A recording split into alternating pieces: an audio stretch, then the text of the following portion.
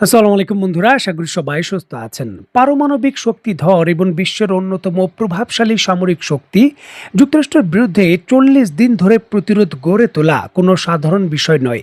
আর কথা আমি বলছি না, এমনটাই মন্তব্য করেছেন ইরানের পররাষ্ট্রমন্ত্রী আব্বাস আগারচি। তার দাবি, এই সংঘাতের মাধ্যমে আন্তর্জাতিক সম্প্রদায় ইরানের সামরিক সক্ষমতার যে বাস্তব চিত্র রয়েছে তা দেখতে পেরেছেন। ঠিক একই সময়ে জনাব আগারচি মধ্যপ্রাচ্যের উপসাগরীয় দেশগুলোকে কঠোর সতর্কবার্তা দিয়ে জানান, আঞ্চলিক কোনো দেশ যদি যুক্তরাষ্ট্রকে তাদের সামরিক ঘাঁটি বা ভূখণ্ড ব্যবহার করার সুযোগ দেয়, তাহলে তা ইরানের পাল্টা হামলার জন্য ওই দেশ এবং ওই দেশের অবকাঠামো বৈধ লক্ষ্যবস্তু হিসাবে বিবেচিত হবে। দেখুন, টানা ৪০ দিন ধরে যুদ্ধ করা এবং আরও যুদ্ধের প্রস্তুতি, এই সকল কিছু যুক্তরাষ্ট্রের যে সামরিক সমীকরণ রয়েছে সেখানেও কিন্তু প্রভাব ফেলেছে, যার পরিষ্কার বার্তা ডোনাল্ড ট্রাম্পের বক্তব্যেও উঠে আসে। That Iran is begging to make a deal. True. If they are so desperate to make a deal, why haven't they made a deal with you yet? কারণ এটা তাদের জন্য খুবই কঠিন একটা বিষয়। তারা দীর্ঘদিন ধরে অনেক বেশি স্বাধীনতা ভোগ করেছে। তারা এর আগে মার্কিন যুক্তরাষ্ট্রের এমন নেতৃত্বের মুখোমুখি হয়েছিল যারা ছিল খুবই দুর্বল এবং অকার্যকর। শুধু মার্কিন যুক্তরাষ্ট্রই নয়, সত্যি বলতে অন্যান্য দেশগুলোও তাদের অন্যায় এবং অপরাধ অবলীলায় মেনে নিয়েছে। এবং আমার মনে হয় এখন তারা বিশ্বাস করতে পারছে না যে তারা এমন একটি পরিস্থিতির মধ্যে পড়ে গেছে যেখানে তারা কার্যত পঙ্গু হয়ে গেছে। কারণ তারা অত্যন্ত অহংকারী, তারা খুবই গর্বিত। এমন কিছু বিষয় আছে যা তারা কখনোই করবে বলে ভাবিনি, কিন্তু এখন তাদের বাধ্য হয়েই সেগুলো করতে হবে। তাদের সামনে কোনো উপায় নেই। ইরান কঠিনভাবে কোণঠাসা হয়ে গেছে এবং যুক্তরাষ্ট্রের সঙ্গে আকুতি করছে সমঝোতার জন্য। ডোনাল্ড ট্রাম্পের এই দাবির পরিপ্রেক্ষিতে সংবাদ মাধ্যমগুলো বলছে যে ইরান যদি আকুতি করেই থাকে তাহলে চুক্তি হচ্ছে না কেন।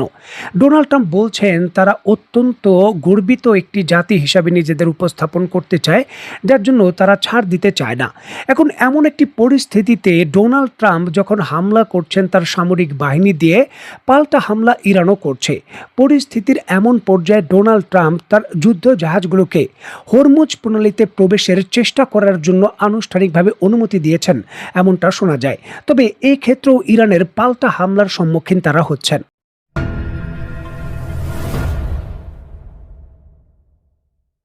দেখুন, হরমুজ প্রণালীতে যতক্ষণ পর্যন্ত যুক্তরাষ্ট্রের জাহাজগুলো প্রবেশ করতে না পারবে এবং শক্তিশালী প্রভাব বলয় তৈরি করতে না পারবে, ততক্ষণ পর্যন্ত হরমুজ প্রণালী এবং পারস্য উপসাগরে নিয়ন্ত্রণ প্রতিষ্ঠা করা প্রায় অনেকটা অসম্ভব।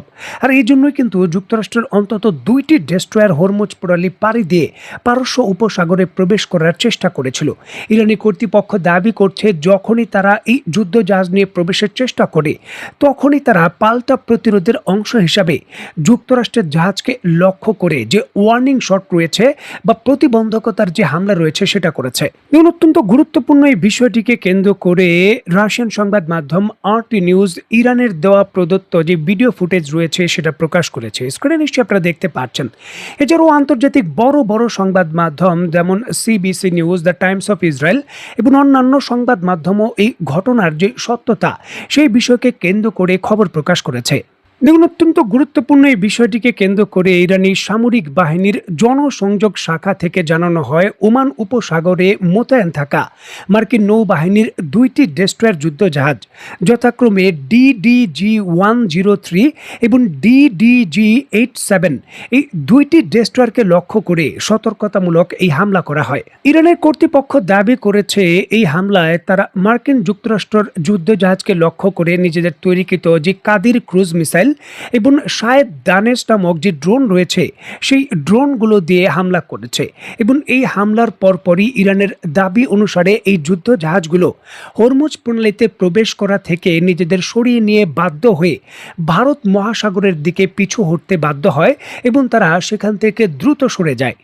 ইরানের কর্তৃপক্ষ জানিয়েছে মার্কিন নৌবাহিনী কর্তৃক আন্তর্জাতিক জলসীমায় নিয়মিত ইরানের যে বাণিজ্যিক এবং তেলবাহী ট্যাঙ্কার রয়েছে জব্দ করা এবং হয়রানি করার প্রতিবাদেই তারা এই পাল্টা হামলা চালিয়েছে। যদিও যুক্তরাষ্ট্রের পক্ষ থেকে এই হামলার বিষয়ে কোনো সত্যতা তারা স্বীকার করেনি। তারা বলছে হরমুজ প্রণালী থেকে তাদের যুদ্ধ জাহাজগুলো দিক পরিবর্তন করে ভারত মহাসাগরে যে চলে গেছে এটা নিয়মিত তাদের টহলের অংশ। এখানে ইরান কোনো হামলা করেছে তার জন্য তারা পিছু হটেছে এরকম কোনো বিষয় নয়। মূল বিষয়টা হলো তাদের জাহাজগুলো নিয়মিত টহলের অংশ হিসেবেই সেই স্থান পরিবর্তন করেছে, এটি হলো তাদের দাবি।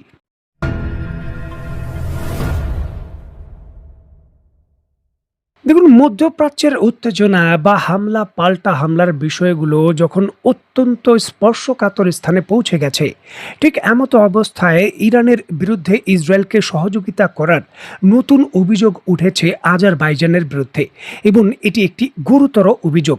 আন্তর্জাতিক সংবাদ মাধ্যমগুলো নিশ্চিত করছে, বিশেষ করে সিএনএনের মতো বড় সংবাদ মাধ্যম তাদের অনুসন্ধানী প্রতিবেদন বলছে যে যখন ইরান এবং যুক্তরাষ্ট্র এবং ইসরায়েলের মধ্যে সংঘর্ষ চলছিল, ঠিক এমতো অবস্থায় ইসরায়েলকে সহযোগিতা করার জন্য ইরান সীমান্তের কাছাকাছি আজারবাইজানের ভেতর ইসরায়েল তার স্পেশাল ফোর্সের যে সদস্য রয়েছে তাদের মোতায়েন করেছিল।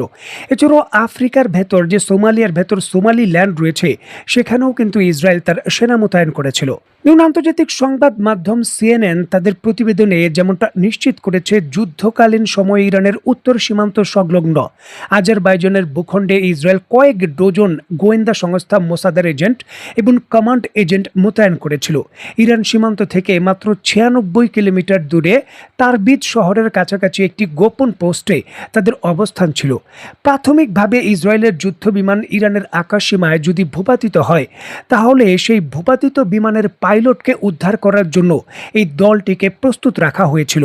পরবর্তী সময়ে তাদের মিশন আরও বাড়ানো হয়। এই ঘাঁটি থেকেই ইসরায়েলের ইরানের বিরুদ্ধে ড্রোন হামলা এবং বিভিন্ন ধরনের নজরদারি অপারেশন পরিচালনা করে এমন অভিযোগে কিন্তু করা হচ্ছে।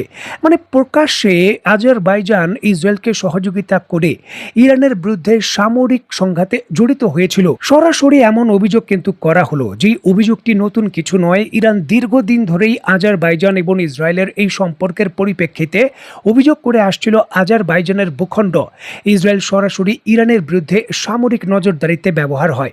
আর এইবার কিন্তু সরাসরি সামরিক সদস্য মোতায়েনের মতো এই ধরনের স্পর্শকাতর ঘটনার অভিযোগ উঠেছে।